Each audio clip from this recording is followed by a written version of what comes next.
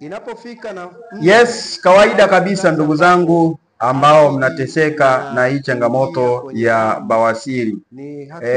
Wengi wenu huwa mnapitia aina mbili za bawasiri, ambayo ni ya ndani na hii bawasiri ya nje.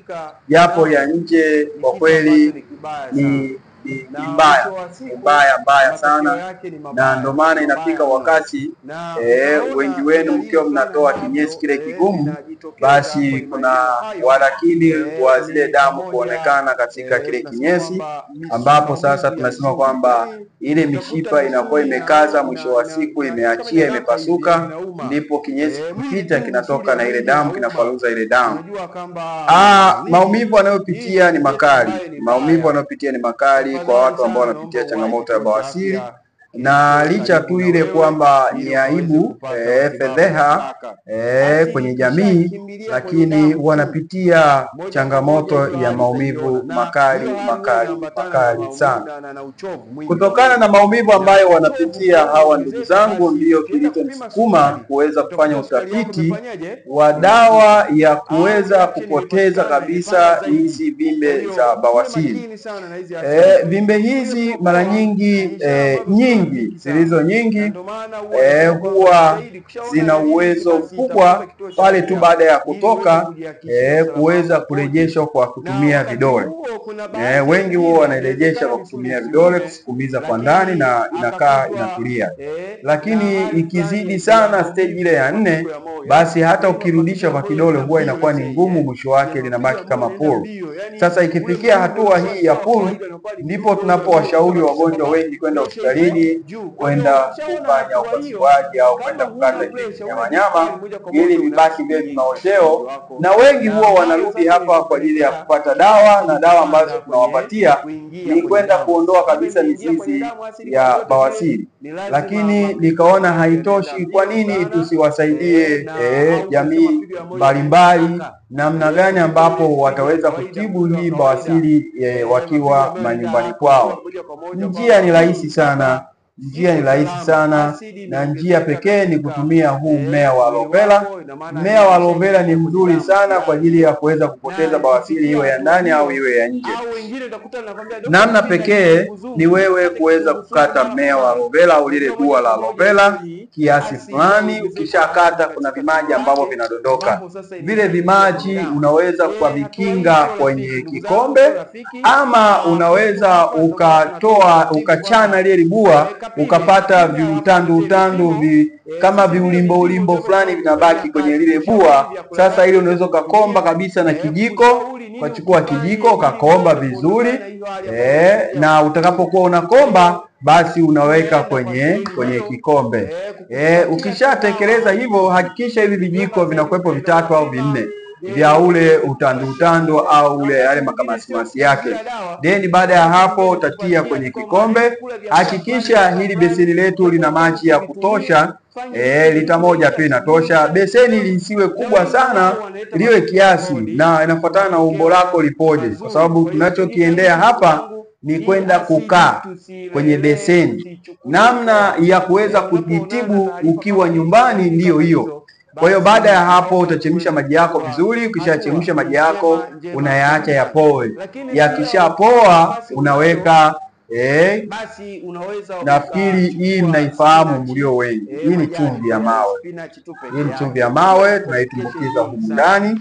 Baada ya kuitumbukiza, tunakoroga kwenye yale maji ya aloe vera. Baada ya hapo tunatia kwenye beseni letu vizuri, ambalo tayari lina maji yale ya uvuguvugu au maji ambayo yameshakwisha poa. Baada ya hapo, action inayofuata ndugu zangu ni kuchukua hii beseni na kijiko, unakoroga ili iweze kupoza. Ukishapoza, unatafuta sehemu yoyote silini, unatoa nguo zako. Then hii inaitwa seat belt. Kwa hiyo utatoa nguo zako. Kwa mfano mimi na ofisi yangu hii hapa, huko ndani unaingia hapo, then unaenda kupata huduma hiyo ya seat belt. Kuna mlango huko pale, ile sehemu ambayo wanafanyia massage. Nafikiri mnaiona kwa mbali kabisa, mnaona ule mlango pale, ile ni sehemu ya massage. Kwa hiyo utaingia kule ndani, na toothpaste yetu tumeiandaa vizuri, lakini wewe hii unaiandaa nyumbani kwako. Very simple sana hili zoezi. Baada ya hapo utakaa kwa muda wa dakika 10 au dakika 15. Yani tunasema kwamba ni at least dakika 10 hadi dakika 15 unaweza kukaa kwenye hiyo beseni yako. Baada ya hapo utatoka. Ukishatoka unakaa, usijifute, we tulia tu mle ndani, endelea na mashughuli zako zingine. Unaweza ukavaa pajama, unaweza ukavaa kanga, kitenge au taulo zile kubwa, sio mbaya sana, ni vizuri, ili tu ile dawa iweze kukauka, ijichanganye iweze kukauka. Zoezi hili ni rafiki kwa watoto wadogo, ni rafiki kwa watoto wakubwa, ni rafiki kwa mwanaume, ni rafiki kwa mwanamke, ni rafiki kwa mtu mzima, ni rafiki kwa kina mama wajawazito. Unaweza ukafanya hilo zoezi vizuri kabisa, japo tu maji yasiwe ya moto sana, kwa sababu yakiwa ya moto kwa kina mama, sehemu zenu sehemu za siri na wale bakteria ambao ni safi na salama, ukiweka maji ya moto ina maana kwamba utawaua wale bakteria ambao wanalinda uke, usipate na wadudu na fangasi ambao ni hatarishi. Kwa hiyo tumia maji yasiwe, hakikisha unayapoza maji yako yawe safi na salama, yasikuunguze. Kwa watu ambao mtaendelea na hili zoezi, ndugu zangu, labda niweze kuwajuza tu kwamba hakikisha wakati wa zoezi hili mboga hii ya nyama usitumie nyama nyekundu. Tumia mboga ya nyama au jamii ya ndege, na maana kuku, njiwa na ndege wengineo. Kwa jamii ya ndege utaitumia, na hakikisha kama unatumia jamii ya ndege usile ngozi zao. Kula nyama tuna vitu vingine, lakini ngozi yao usitumie. Zoezi hili tunalifanya kwa muda wa siku 3, yani hakikisha unaliendesha kwa muda wa siku 3. Utalukaluka ndani ya wiki, sio kila siku utalukaluka. Leo Jumaa na Jumapili au Jumatatu, unaweza kutenga tu hizo siku, Ijumaa, Jumapili na Jumatatu, kwa wiki moja. Baada ya wiki inayofuata unapumzika, usifanye ili zoezi. Wiki inayokuja utalifanya ili zoezi kwa mara 2, siku 2 ndani ya wiki.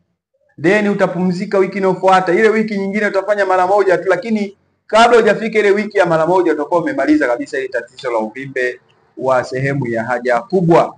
Na pia huwa inauma, sio siri, inauma. Ikikukaa vizuri inauma. Naomba uvumilie tu, yale maumivu ni ya siku ya kwanza tu. Siku ya pili maumivu yatakuwa madogo, siku ya 3 hakutakuwa na maumivu kabisa. Japo ni njia salama na njia rafiki ambayo itaweza kuondoa kabisa hivi vivimbe vya bawasiri. Na jitahidi ndugu yangu, vyakula upendelee kuvitumia vile vyakula ambavyo vina asili ya nyuzi ili uweze kuzalisha fibers za kutosha, nyuzi za kutosha, uboreshe mmeng'enyo wako wa chakula. Ukiboresha mmeng'enyo wa chakula utapata choo kinachostahiki, na choo hiki ndicho kitakachoweza kurahisisha kupunguza makali sehemu zile za haja kubwa. Hakutakuwa na mvutano tena wa hiyo sehemu. Utapata choo ambacho ni rafiki kabisa, na naamini kama itakupendeza basi unaweza ukawa unachukua maji ya uvuguvugu kwenye kikombe hiki cha chai, sio mbaya, ukayanywa asubuhi. Na muda wa kwenda kulala pia unapata tena kikombe hiki cha maji ya uvuguvugu. Naamini mambo yatakaa vizuri kabisa siku zako zote za matibabu ambazo ni wiki 6. Ukizingatia haya, hii ni njia ya rafiki, ni njia ambayo ni ya kienyeji, njia ya asili ambayo wazazi wetu, mababu zetu walituelekeza tuweze kufanya hivi kwa ajili ya kupona kabisa changamoto ya bawasiri. Kwa hiyo mko na mtaalamu, mko na mlisi wenu, mko na mlisi wa wazee ambaye nina mudu kuweza kuendesha matibabu haya kwa njia ya asili. Kituo chetu kiko maeneo ya Msumba, upande wa Ilemela katika jiji la Mwanza. Ni mjini tu hapo. Ukishafika tu mjini, nauli hapa shilingi 500. Unafika ofisini, tunakupokea vizuri, tunakupatia huduma ya kwanza ya vipimo, kuangalia nini kinachokutatiza katika mwili wako. Baada ya hapo tutakuambia nini cha kukifanya. Zoezi la kwanza lazima utaenda kutumia vitu vya asili ambavyo hata huku mtandaoni mnavipata. Kwa hiyo muhimu tu ni wewe kuweza kusubscribe. Kisha subscribe kuna kale kakengele unaweza kakabonyeza. Ukishakabonyeza basi tunaendelea kuwa rafiki na utaendelea kupokea hizi taarifa zetu, utaendelea kupokea haya mafunzo yetu mara kwa mara, ili mradi tu uweze kukaa sawa sawia kabisa. Na wale ambao mko TikTok, basi kama kawaida tutafollow tu pale kwenye page yangu, then mambo kama haya yatakuwa yanakujia. Ni rahisi tu kuweza kujitibu bawasiri iliyokomaa, iliyofikia hatua ya uvimbe au utokaji wa damu kwa kutumia mmea wa aloe vera. Na hata wale ambao mna changamoto ya vidonda vya tumbo sugu, basi kuna video ambayo itawajia muda sio mrefu.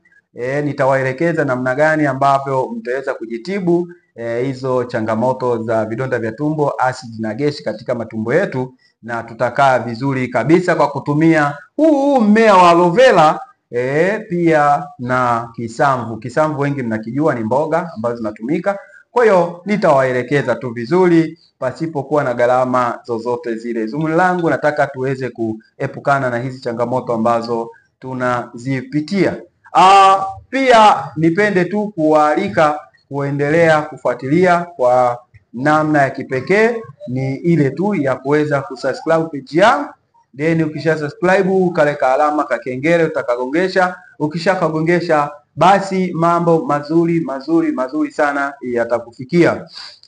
Jitahidi ndugu zangu, kama una tatizo ambalo limekutatiza sana, inawezekana ni tatizo la kijamii, mambo mengine yetu yale, unataka mambo fulani yaende hivi, nipigie simu. Namba yangu ni ile